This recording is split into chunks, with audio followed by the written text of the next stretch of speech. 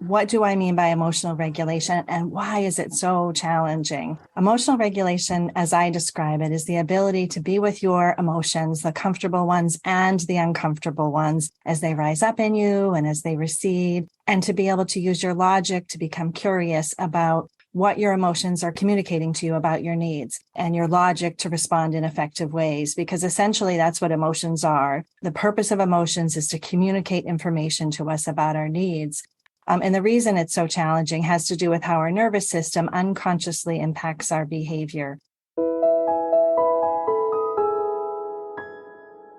Welcome to Linda's Corner. My name is Linda Bjork, and today we're going to be talking about creating more peace in our homes through better parenting. I'm delighted to welcome Lara Reardon. Lara is a certified child behavior specialist who helps kids respond to big emotions. You can learn more about Lara at her website, larareardoncoaching.com, and I'll include a link in the show notes. Welcome, Lara. I'm so glad that you could join with me today. Thank you very much for having me. I'm happy to be here. Thank you. And I think this conversation is so important because I believe parenting is important. And I checked out your website and I loved the quote that, and I'm going to be paraphrasing, that parenting is not about perfection. It's about becoming the best person that we can be and helping our child become the best person that they can be. And that mission statement really resonated with me because a lot of times when we're dealing with a difficult child, the first thing we want to say is, oh man, can somebody come fix this kid? And the real place of starting is with ourselves, with the parents. And so it's not very popular, but unfortunately it is true. So can you kind of work us through a little bit about how do I be a good parent and how do I deal with these big emotions? Yeah, I think a really good starting place is to create a foundation of understanding of what do I mean by emotional regulation and why is it so challenging? And emotional regulation, as I describe it, is the ability to be with your emotions, the comfortable ones and the uncomfortable ones, as they rise up in you and as they recede, and to be able to use your logic to become curious about what your emotions are communicating to you about your needs, and your logic to respond in effective ways, because essentially that's what emotions are. The purpose of emotions is to communicate information to us about our needs. But the reason this can be so challenging to be with those emotions and to respond in effective ways, because that sounds great, right?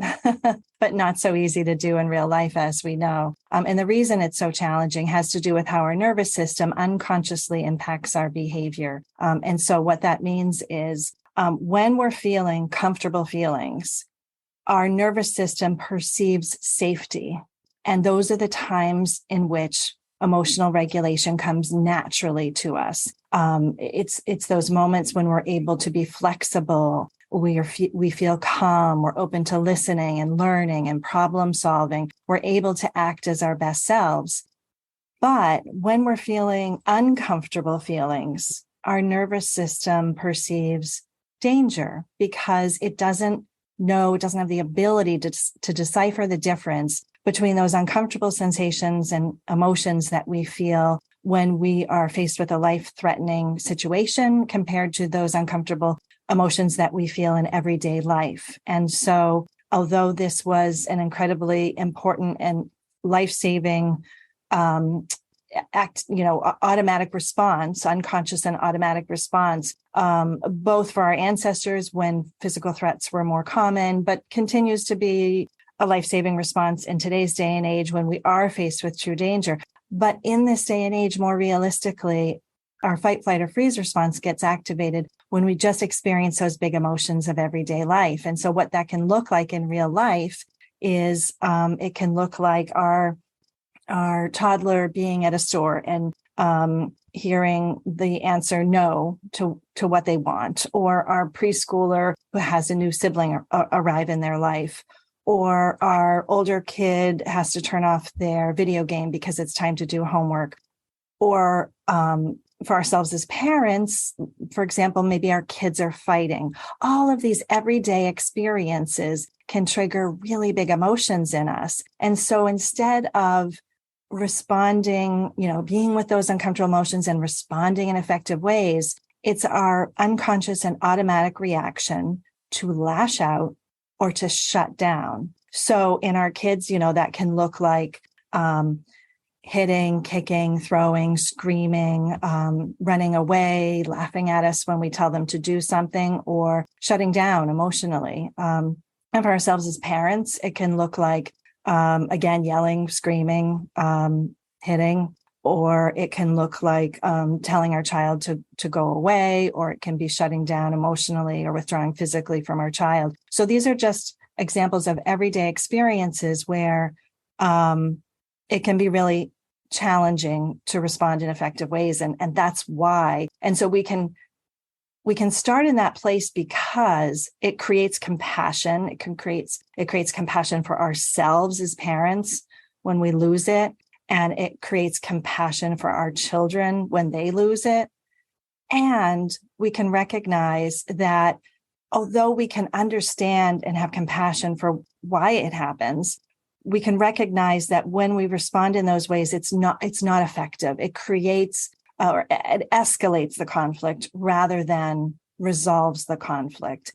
And so we can learn new ways. And that's what I do. I help parents learn new ways to respond to their big emotions and learn new ways to, respond to their children's big emotions so that we can be responding in ways that build emotional regulation in our children. Laura, this is amazing. And I am so delighted. You have given so many golden nuggets in such a tiny amount of time. It's like a treasure chest. So let's kind of go back and unpack and slow things down just a smidge, and then let's give some specific things. So one thing that you gave a definition of emotion that was so beautiful, that this is giving me information about what I need. We're going to stop. We're going to be a little bit curious about what it is. Rather than giving my knee-jerk what just naturally is coming, I'm going to pause and I'm going to be able to think, okay, there's a reason that I'm feeling this way. And this is physiological. This is part of my body's natural response. So I don't need to be ashamed that my body has a natural response, but I do need to become aware of it. And then to be able to put things into perspective. Is this really a life and death threat? Is my life really in danger? Or is it something else?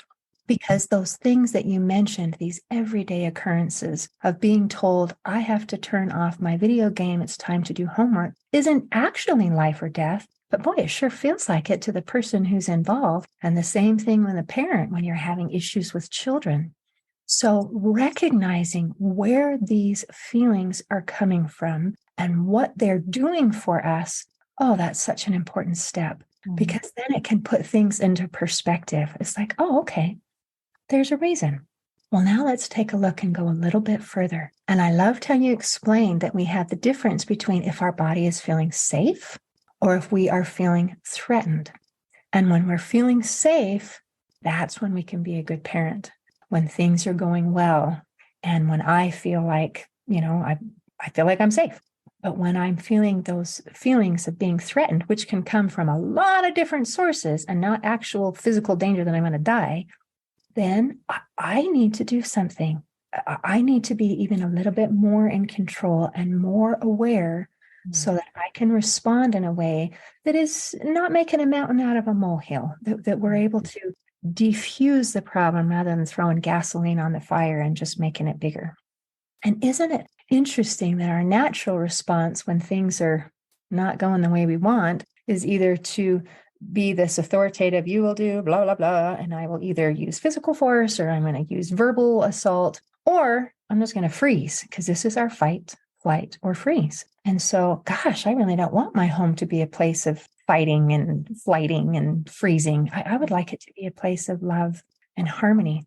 So thank you for giving us a base of foundation and understanding so that we can build on it. So now let's talk about some responses, appropriate responses to some of those big feelings. And I think I better start with me as a parent. I'm mad. My kid is being a pain and I feel angry.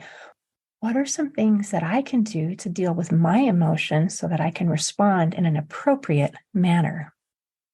There are 3 core steps that we can take as parents ourselves to set ourselves up for success in, acting in emotionally regulated ways. And it starts with step one, which is our environment, creating an environment that meets our needs. Because if we think about the definition of our emotions as communicating information to us about our needs, and if we understand that when we feel uncomfortable emotions, it can trigger our fight, flight, or freeze response, then it makes sense that creating an environment that meets our core needs, when we do that, we will be less likely to get triggered or activated into a fight, flight, or freeze response.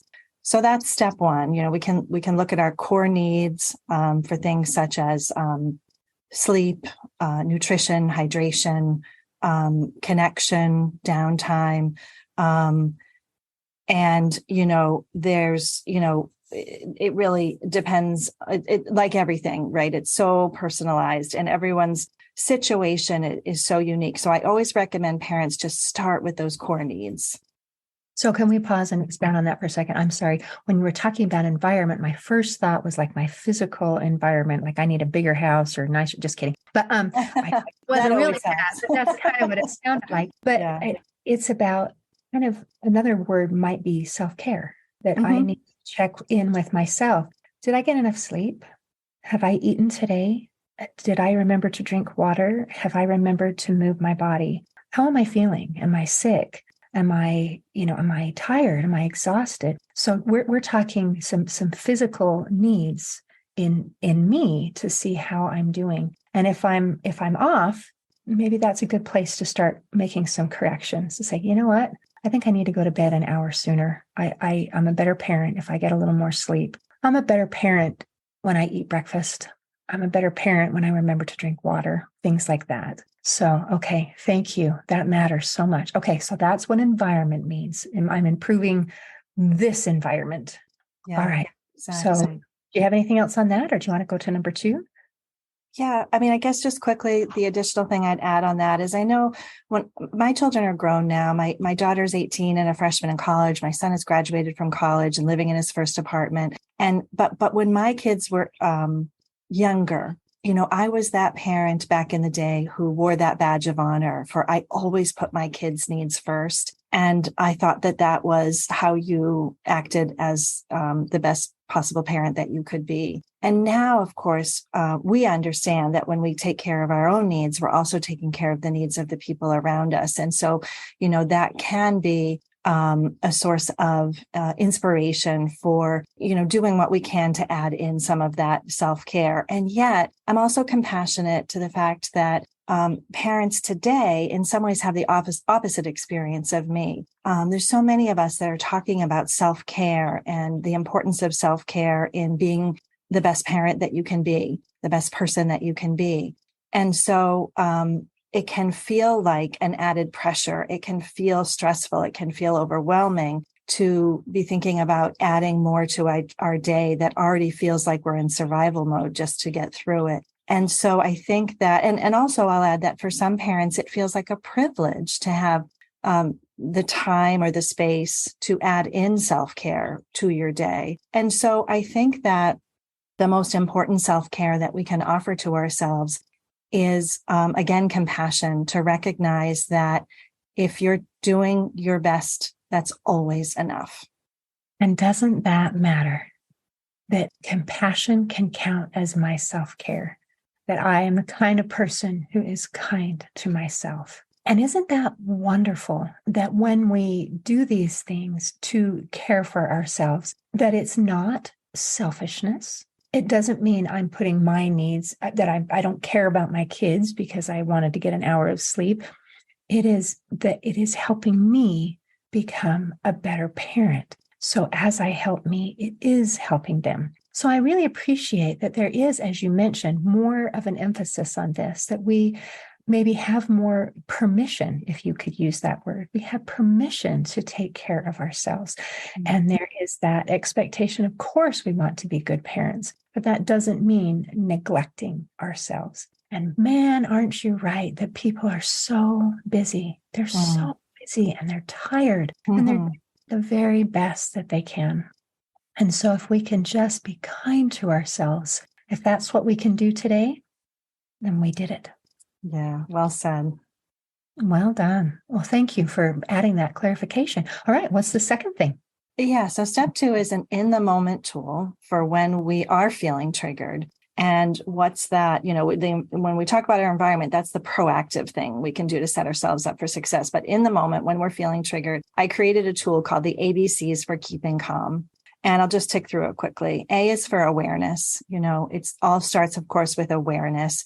We can practice becoming more aware of our internal world and when we're experiencing big emotions, because when we have awareness, we have the opportunity to pause and make a different choice. But without awareness, again, our fight, flight, or freeze reaction can be an unconscious and automatic response. And so it takes intention to become more in tune with ourselves. And so it starts with awareness. And then once we become aware, like, okay, and we can also, it's also helpful to understand that emotions actually start as sensations in our body before they travel to our brain, where we can identify words to label them with. So we can also practice awareness of our internal worlds, not just in terms of our thoughts that we're having about how we're feeling, but actually how our body is feeling. And we all feel our emotions in our own unique way. So it's really about getting to know yourself.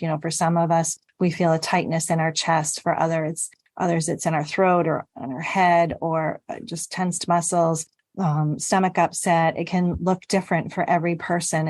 Our emotions can live differently in our bodies. And so as we start tuning into our physical sensations, as well as our feelings, words, this can be a real head start in having that awareness, because this can move really quickly. And then once we do have that awareness, we can move to step B, which is breathe. We can take that nice deep breath in and let our exhale be longer than our inhale. And sometimes it's one breath, and sometimes it's 10, and sometimes it's 20 minutes of deep breathing, depending on the particular situation. But it's deep breathing that can help us to tolerate our emotions. It's that tool that can help us be with our emotions as they rise up in us and as they recede. Now, for some people, breathing is really effective for them. I know it's effective for me, and for others, it's not effective. And so we can just consider, we can consider B as symbolic, for whatever is helpful to allow you to be with your emotions without lashing out or shutting down. And then once we're calm enough that we can tune into our thoughts, we can go to step C, which is calm your thoughts. And we can, again, kind of have compassion and acceptance for whatever our thoughts are. It can be our automatic reaction to have negative and judgmental thoughts. And again, that dates back to our ancestors, where it made sense for them to automatically, assume the worst, and that benefited their survival. For example, if they saw a stick and they assumed it was a snake, if they saw a tan rock in the distance and they assumed it was a tiger, that benefited the survival of the human race. And so to this day, it's our also automatic and unconscious reaction to go to negative thoughts, to go to judgmental thoughts. So again, for that reason, we can have compassion if we're thinking, my kid is mean, or if we're thinking I'm a bad parent, or if we're thinking, if we're having, thoughts that the worst case scenario will be the outcome, we can start with a foundation of, okay, makes sense. I think that way for sure. And then we can consider a calming thought. We can consider that, that parenting is really hard, and that it's getting it wrong that gets us on the path towards learning what we need to get it right. We can consider that our kid is not a mean kid, but our kid is experiencing big emotions and learning how to respond to those in more effective ways as their brain is developing and as they're learning. And we can consider, if we're having that catastrophizing thought, we can consider that everything is okay. So that's my quick in the moment tool to help us stay regulated when we're feeling like we're on the verge of losing it. Oh, Laura, love it. Oh my goodness. This is so wonderful. And once again, I love how this is an integration of very much of our thoughts and our feelings and our body. A lot of times people think, we have our physical health, we have our mental health, we have our emotional health, and all these things are completely separated in these, little bento box. And the reality is everything is interconnected. There's a reason why we feel the way that we feel. There's a physiological reason. Mm-hmm. And so being able to make these connections and using those physical sensations to help us become aware. I love that. So here I am. I'm in a situation where maybe in the past I would have been ready to just blow up, and I can feel, I'm feeling tense, I'm feeling tight, I'm feeling these things. That can be, to me, a kind of a little a wake up that says, oh, I am not feeling in control here. So now I can do something about it. I loved how you talked about there's proactive things that we can do with our self-care. Too late now. I'm in the moment. Now I have to deal with something. So I'm becoming aware. I am not in a good place. So what can I do about it? And I love that you talk about breathing. Isn't that a wonderful, simple thing? And it's interesting that when something happens scary, like you have a near miss on the freeway, a natural response for our body is a gasp. It is that quick intake of breath. And as you are aware, that quick intake of breath is signaling to our body, you're in danger. We're now turning on the fight and flight system. We're going to make all of those things happen. We're going to flood your body with cortisol and flip all the switches. And in order to get back into the relaxation response and turn back into that rest and digest, it is the opposite of that natural quick intake of breath. Mm-hmm. It is a slow exhale of breath. Mm-hmm. And that makes a physiological change in our bodies, and it signals the brain. It says, no, actually, we're okay. We're not in danger. And it takes a while sometimes for your brain to make that switch, but just that slow can help our bodies make that switch. And isn't it lovely that we have a switch that we can control to help us get back? So beautiful, beautifully done. Okay, so now I recognize that I'm feeling those tight, angry feelings, but I'm choosing, instead of blowing up at my child, which is what I want to do, I'm going to breathe, and I'm going to consciously choose to be calm. And I think it's fascinating that all of these steps, you're not telling me what to do. You're not saying when your child does A, this is the proper response. Because in parenting, you really can't give if they do this, then you do that. There isn't a parenting manual that is that way.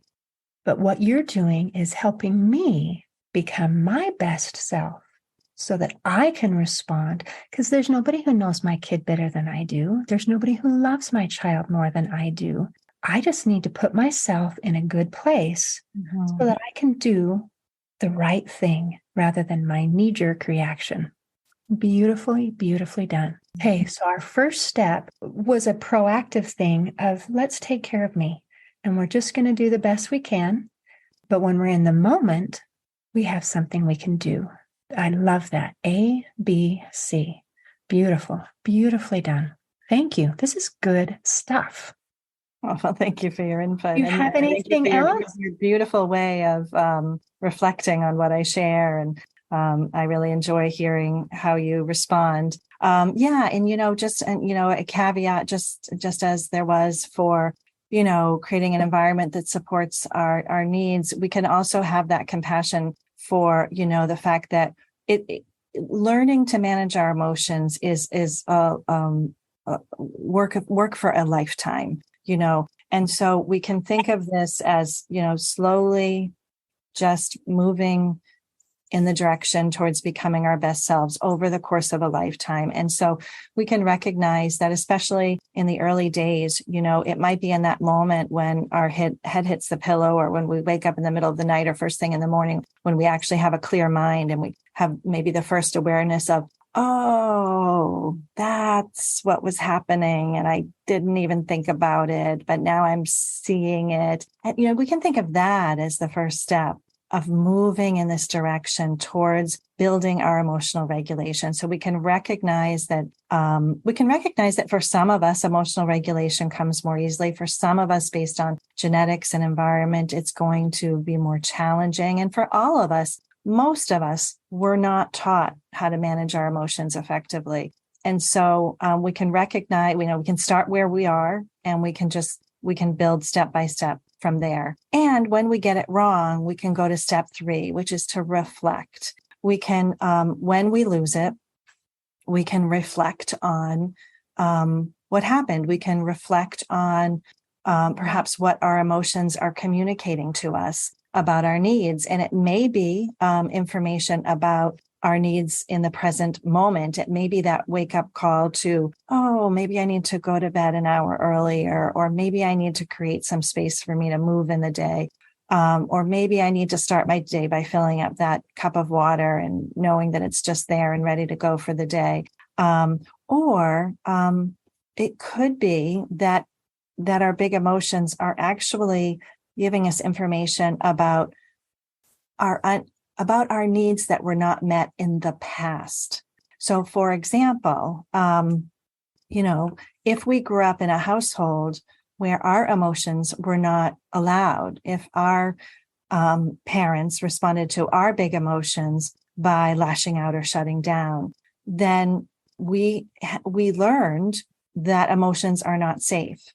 And so we're going to be really reactionary when our child experiences big emotions. It's going to be a big trigger for us because our unconscious world is going to immediately recognize emotions as dangerous, and our fight, flight, or freeze response will get activated more strongly and more quickly. So if we think that might be happening for us, we can create that time to reflect if we want to, and if we feel safe to. We can reflect on our childhood. We can reflect on how emotions were treated in our own homes, how we felt about that, how we think it's showing up in our present life. And we can think about, what our intention is, how we want to respond to our emotions in our new family. And so when we do that reflective work, it's the step in the direction of becoming free from having them, your past impact your present. So we can do that reflective work. And then we can repair. If we hurt our child, we can apologize. And when we apologize, it's one of the most powerful ways that we can teach our child emotional regulation, because life is not about getting it right. Life is about getting it wrong a lot more often than it is about getting it right. And so it teaches our child so many valuable lessons that when they get it wrong, they can, instead of, reacting in defensive ways, we can role model for them taking responsibility for our behavior. We can role model having compassion for ourselves. I got that wrong, and that's okay, because I'm human and I'm learning and I'm trying. And when we respond in that way, we also teach a growth mindset, which is to respond to mistakes in a way that, instead of feeling shamed or shaming, we look at it as that's how we learn and grow, by making mistakes. And so we can feel empowered when we get it wrong, in knowing that it's reflecting and repairing that can be the most effective work of all that we do.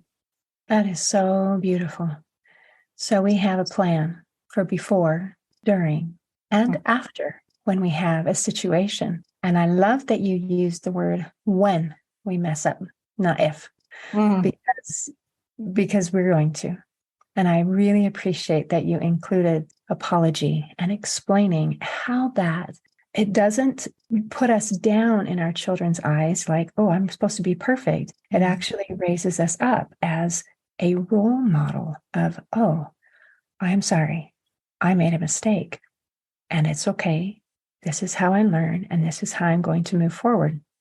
So I really appreciate that. That includes compassion for myself. And also it means that I should use those same compassion ideas for my child. It's like, oh, you messed up, but that's okay because this is how we learn. So we make mistakes, but we repair them. So we make corrections. That's so beautiful. I feel like this is such useful information. So this is helping me. Is there something I can do to help my child? I mean, my kid is yelling at me, swearing at me, just being mean. What do I do? Yeah, well, like for ourselves, it starts with environment. We can also proactively set our child up for success in managing their emotions by making sure their core needs are being met. And for our kids, as for ourselves, those core needs like sleep and nutrition and hydration and movement and connection and downtime. And also for kids, play. Play is so important in giving kids an opportunity to have that time to connect with themselves, really. And the way I would correlate to parents, it's comparable to for ourselves as parents when we create time to do that thing in which we lose time, in which we enjoy it so much that we just are so present to the moment. And that's what play can be for what play is for children. And so that's so important. And also an in the moment tool, and it's not really so much a tool as a way of thinking about it. And I love the way you talked about we can do things to put ourselves in a position to be able to act as our best selves. And so essentially what you're talking about is emotional regulation, because when we're emotionally regulated, that's when we're biologically capable of acting as our best selves, again, being calm and flexible and open to listening and learning and problem solving. And that's essentially the 3 steps that I talked about for ourselves as parents, support us in being able to act as our best selves, support us in growing and building our emotional regulation. Well, we can do the same for our kids. So when we're in that moment where our kid is acting out, where our kid is lashing out, or our kid is shutting down, the very most important thing that we can do is recognize it as dysregulation as compared to recognizing it as misbehavior. Mm. And then we can respond in a way that helps our child return to emotional regulation. Because when we understand that when our kid is dysregulated, they're biologically incapable of acting in the ways that we want for them to act, then we can recognize that when we respond to our child in a way that helps them feel physically and emotionally safe, they will have the capacity to return to a regulated state in which it will come naturally to them to act in all of those beautiful ways that we want for them to. So when we respond in that way, 2 things happened. That's the first thing that happens, that we support their ability to respond to be with their emotions and respond to them in effective ways. But also that's the most effective way for them to grow their emotional regulation, because children are not born with the ability to manage their emotions effectively. They're born with all of their emotions fully intact, but the part of their brain that's in charge of responding to their emotions in effective ways, which is called the prefrontal cortex, is not fully developed until their mid-20s. And also, as I mentioned, for ourselves as adults, individual differences. For our kids who are deeply feeling kids, for our kids who have a diagnosis of, for example, ADHD or autism or sensory sensitivities, emotional regulation is going to be more challenging and it's going to take more time to develop. So we can recognize, a lot of times people talk about teaching emotional regulation by teaching tools. But it's so important to understand that until our kid's brain is developed such that emotional regulation is developed in their brain, they don't have the ability to pause and consider that tool and then put that tool into place. So they go straight to that unconscious and automatic reaction. So although teaching tools is a really, wonderful thing, we cannot expect our child to use those tools until their emotional regulation is developed. So it's the opposite. We think of that as building their emotional regulation, but it doesn't. What builds their emotional regulation is co-regulation. And co-regulation is exactly what I described. It's recognizing our kids' behavior as dysregulation, recognizing they're not biologically capable of regulating their emotions in that moment.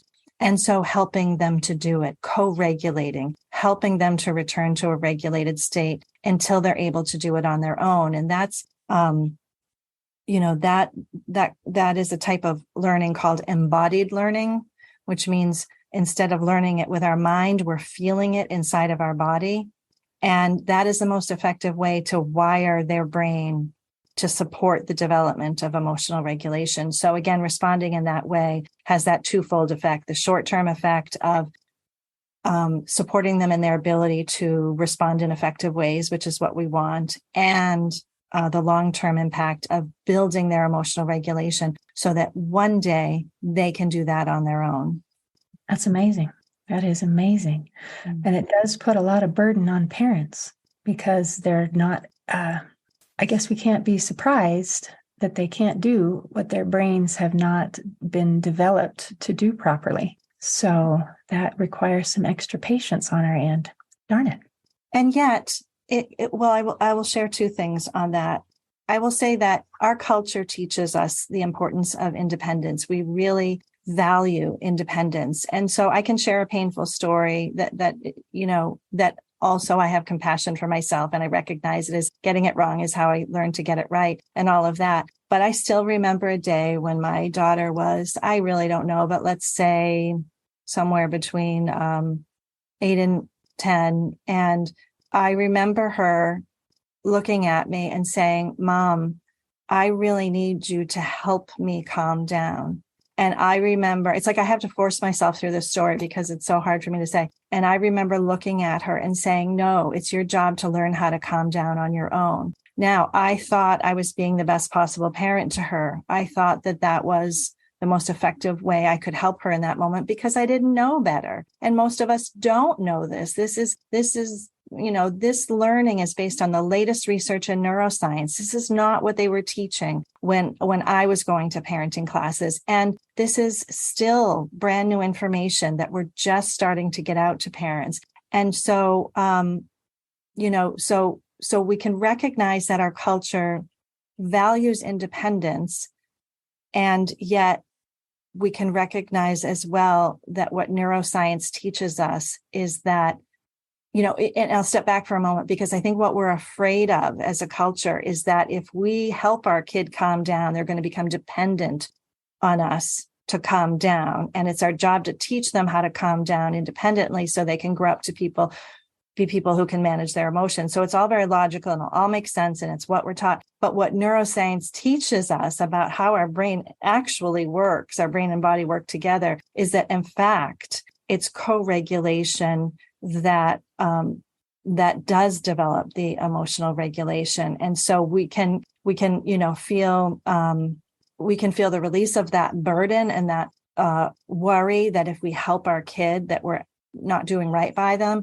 And we can also, what can be helpful, because I know another thing I did as a parent, which I also hear a lot from other parents, is we think it's our job to respond in the moment in a way that the next time they'll get it right. We teach that tool, next time I know this is what I did. I started with the consequences and the rewards and the ignoring unwanted behaviors. And then I figured out why those things didn't work. And then I moved to teaching tools, and I would expect, I would teach that tool and I would expect that the next time my kid would get it right. And when they didn't, I would wonder what's wrong with them and what's wrong with me. But with this information, it can actually, in some ways, take some burden away from us because I have so many parents that come to me, in such angst over, my kid keeps getting it wrong. And when we can change our definition of success from, oh, my kid got it right the next time, to simply, I was present to my child in that moment in a way in which they felt safe emotionally and physically with their big emotions.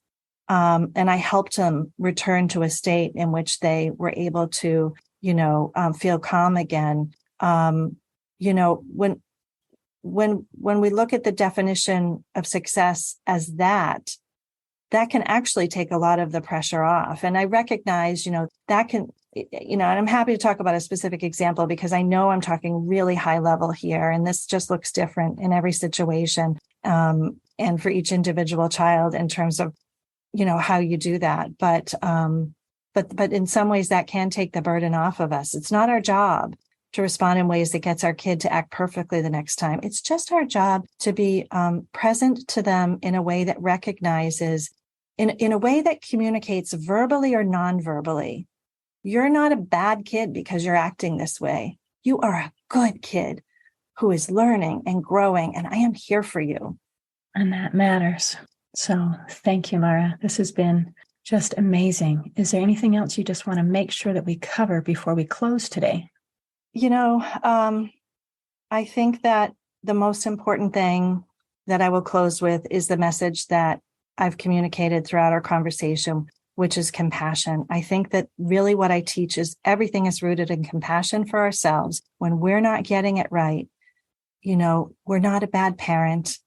We are struggling with big emotions and we're learning and growing. And when our kid's not getting it right, they're struggling with big emotions and they're learning and growing. And if we can practice, again, it's a journey, when we can practice replacing judgment and shame with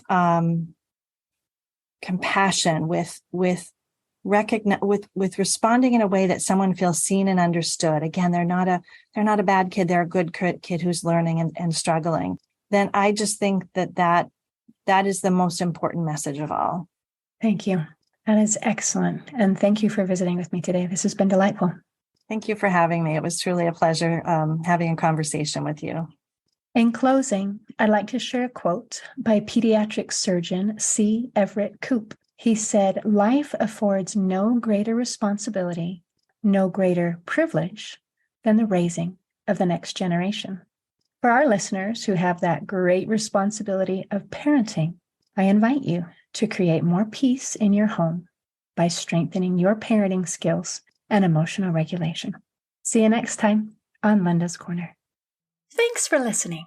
Please share and subscribe to help us reach new listeners. And if you'd like to heal your life from the inside out, there is a free video series at hopeforhealingfoundation.org. Just click on the free stuff tab. I also invite you to grab a copy of one of my books, like Crushed, A Journey Through Depression, and You Got This, an action plan to calm fear, anxiety, worry, and stress. See you next time on Linda's Corner.